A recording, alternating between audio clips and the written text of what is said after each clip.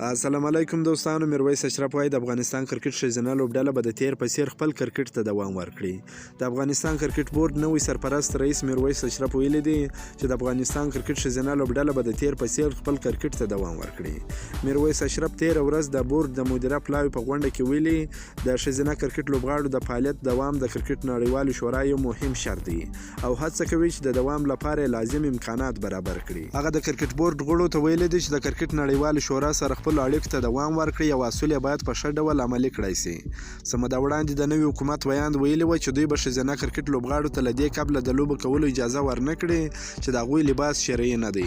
خو میرویس اشرف بیا ویلي دی چې د کرکټ نړیواله شورا مذهبي شرایطو ته قایله ده او په رڼا کې به د کرکټ لوبو ته دوام ورکړي. په دې اړه ستاسو نظر څه دی؟ آیا تاسو غواړئ چې د افغانستان ښځینه لوبډله جوړه شي او نړیوالې لوبې ترسره کړي؟ تاسو د میرویس اشرف پلوي کوئ که د نوي حکومت پلوي کوئ؟